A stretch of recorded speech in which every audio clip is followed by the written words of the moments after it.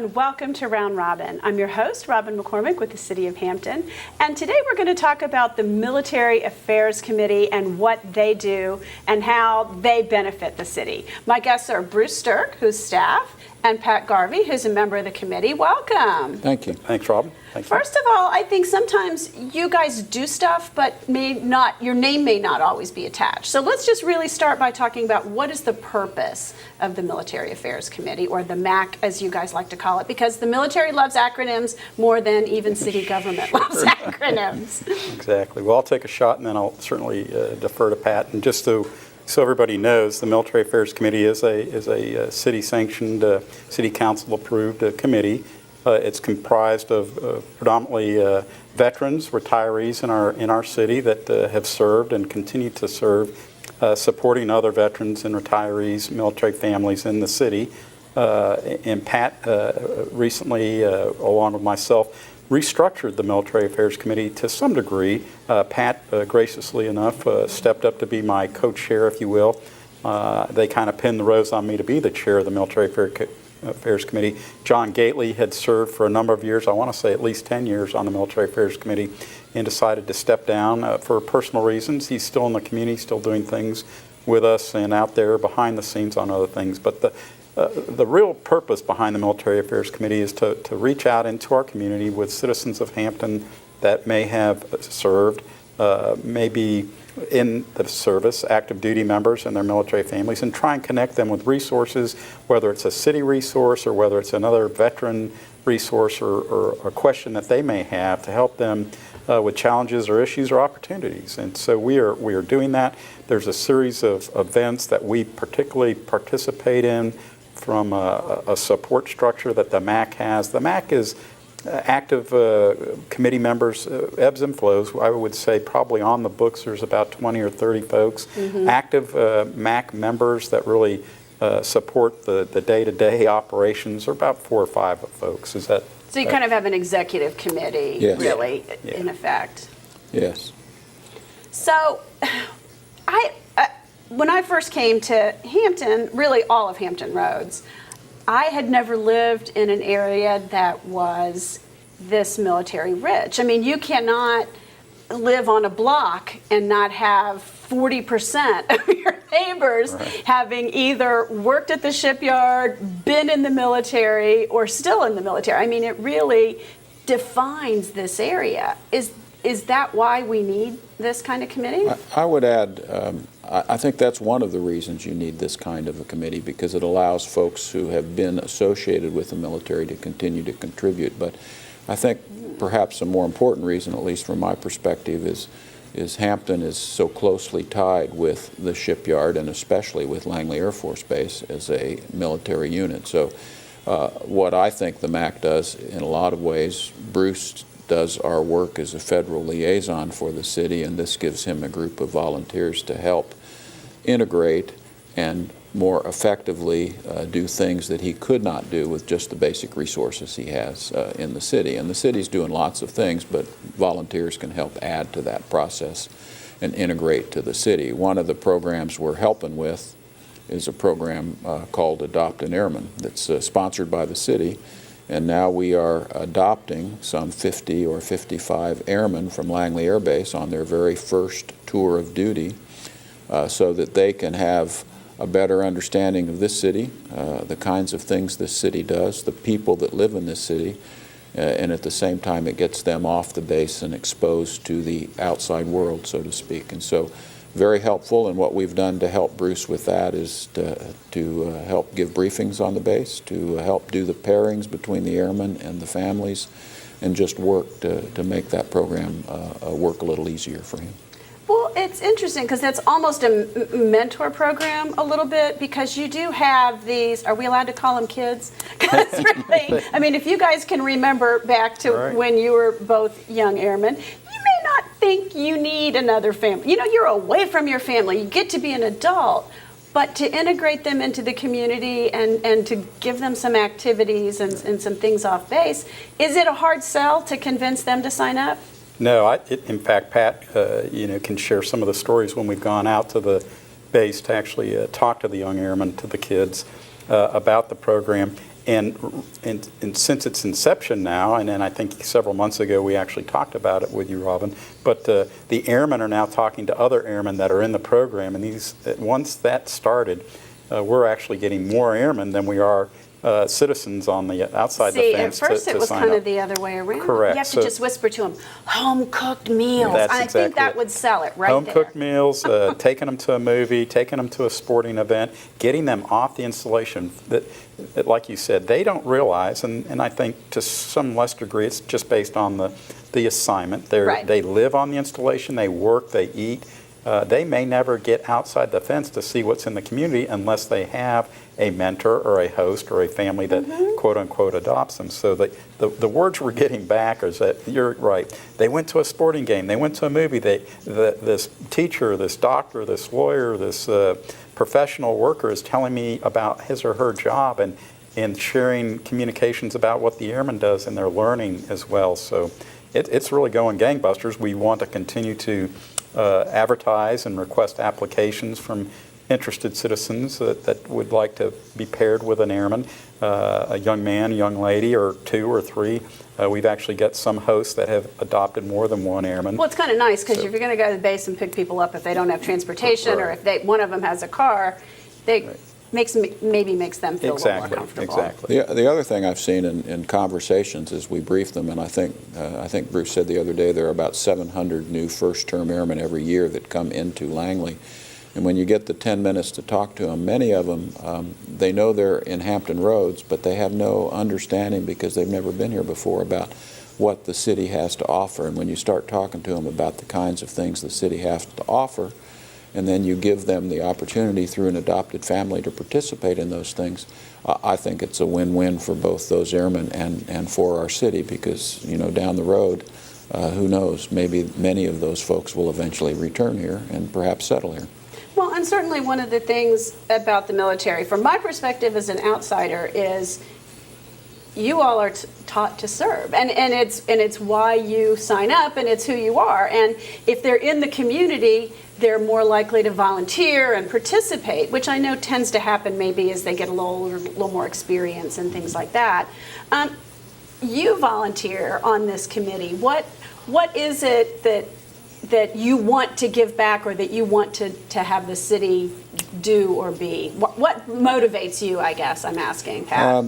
Part of what motivates me is my own personal need to stay engaged and to continue to do things to help others. But I think from a Military Affairs Committee perspective, now that we have narrowed the number of tasks we look at, I think there's great value in the interface between the city and the military, whether that be at Langley or whether that be in other areas in the shipyard and those kinds of things. But I also have a great joy interacting with the young airmen and keeping my connection to the military, which gets older and older and older by year, but keeping that connection with them. So I think the joy I get is the value that we offer to improve the city and to help the folks we engage with. Well, and I think from the city side, we want people to stay here. Right. We want people to come back here.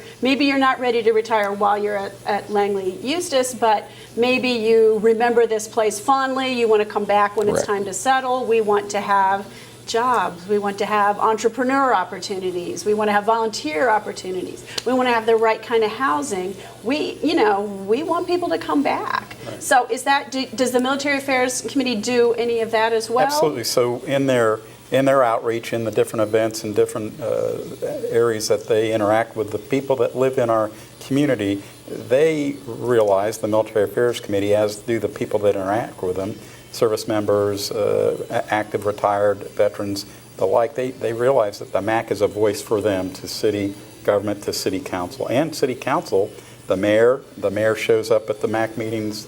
Councilman Will Moffitt is our liaison to the MAC. They are engaged.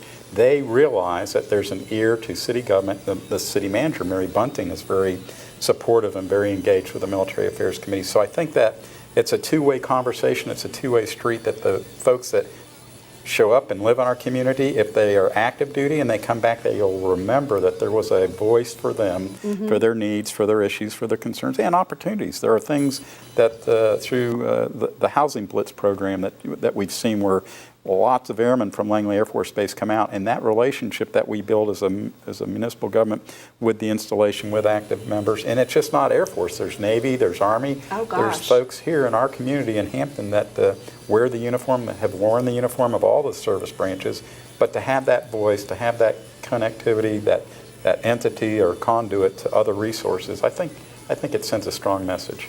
And as an example, I mean, several of the programs that we're working on, but there are good examples of how that interface makes them feel welcome and needed. I mean, one of the programs we've run, I think, for 3 years now is in the spring, we'll do a celebration of the military child. And that program, when we started it, we've now got over 3,500 families and military children coming for a 6-hour celebration for them.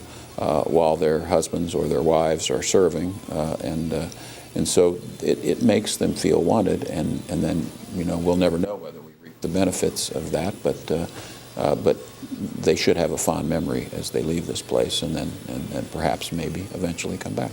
That's one of the things I feel especially passionate about, because you have so often people who deploy for so long, and a young family, and the stresses on that young family, and the support, and the celebration, the feeling that when one parent serves, or two parents, the whole family's serving, because it does affect, and it's both a stressful thing and an enriching thing, for that child to grow up with all kinds of experience and exposure, and international exposure sometimes. And one of the other things, another example, at least in my mind, is the MAC sponsors a couple of luncheons and helps support events like galas. But and not only do we send our own people to it, but in the last couple months, and the one coming up Saturday night, the gala to celebrate the 100th anniversary of Langley Air Force Base, because of the city, we've been able to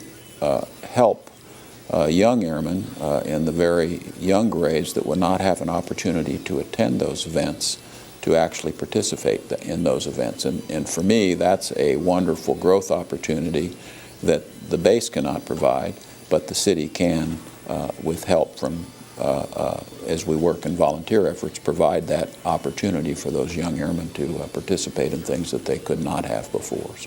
So that ties right back into the adopted airmen. Absolutely. And the supporting the younger airmen, the younger families, and then also getting the people who maybe are a little more seasoned and have time and flexibility and more experienced to volunteer and participate, on their own. And of course, a lot of times they live in the community. Right. They may live off base and have neighbors and be more a part. And then, go ahead. I was going to say, we talk about the Adopt an Airman program, but the other thing that the installation, Langley in this particular case, has worked with the school system is they adopt the schools. And there are organizations on the installation at Langley Air Force Base that have airmen that are in our schools, volunteering in the schools, getting to know the school-age children. Many of them are military family affiliated, but that's another thing that we support with Ann Bain, who is on the Military Affairs Committee, and spreading that word about the Adopt the School program, and it's going extremely well, and we appreciate them coming into the community again. But it's all kind of that connecting the dots with an entity within the city that's got that MAC, Military Affairs Committee mantra, banner, that allows us to bridge and communicate with folks, whether they're currently active service or retirees or veterans and the like. And then to kind of bring it all full circle, we also have, as you've said before, lots of veterans that live in our community. And some of those veterans need more help than others, so we have sponsored and continue to sponsor, in cooperation with the Veterans Administration in the city, a stand down for homeless veterans. And then this year, as the state has worked to reduce functional homelessness, we're going to now continue to do that stand down and deal with homeless veterans to offer them opportunities to improve their lives, but also work with those who now have been housed to continue to help grow their lives so that they can become self-sufficient. So not only are we interfacing with those on active duty, but we're working internal to the city to help the veterans that live and are part of us in this city. Well, there is, I would imagine, this huge range of needs from, the homeless veterans or the ones with medical issues to the very well-set retirees who are giving back to the community. You have people who are transitioning out and have job skills but may not know how to write a resume that the civilian world understands and appreciates. So, there's just a real variety. Exactly. The MAC is part of what we call Transition on the Go, which is an organization that works with the Virginia Employment Commission to help those transitioning airmen, whether they're senior seasoned officers or young enlisted men and women, to get them connected to the resources that do help them write those resumes and point them in the right direction, because we really want them to stay in our community. Those skills that they bring when they separate from the service, whether they're a retiree or whether they're separating after their tour of duty, we want those young men and women to come and fill the jobs that are available in our community. And so Hampton, the MAC, is helping connect that dot with resources as well for those transitioning folks. Okay. Well, is there anything else you guys want to add before we wrap up? I'll only add that I enjoy having the opportunity to serve and to help the city. And in this particular case, I won't say Bruce is a one-man show as a federal liaison, but he is very engaged with lots of things to do. And I think one of the reasons we restructured the MAC instead of figuring out whether it needed to continue or not continue was because there is a value that can be added to the city to give him another committee or another set of arms, more than one or two, that can help him function. And that's, I think, why we restructured the way we did, and we're honored to have the opportunity to participate. And I just echo the thanks to Pat, but really the great part for me is that there are volunteers, that they are willing to help be a second set of foot soldiers for me and the outreach in the community through the MAC. And it really makes me feel good that they have time to commit and want to commit and are there to serve and spread the word and talk about the great things that our city has and does for veterans and military families. So it really is a good organization, and they've come a long way, and they continue to do great things for us. So I appreciate what everybody does in service. Well, thanks to both of you for what you do. And I do think objectively there are measures that actually suggest that Hampton is one of the most friendly veteran communities, at least in terms of the percentage of our population that is veterans and that comes back and that chooses Hampton as the place to live in their retirement. And we certainly want to encourage that. It's a valuable resource, and we want them, and we want to help the ones who need help as well. Absolutely. Absolutely. Thank you. Thank you. Thank you. And thank you for watching. If you want to know more about the Military Affairs Committee, you can go to hampton.gov/MAC and keep up with their events and their news. Thanks for watching.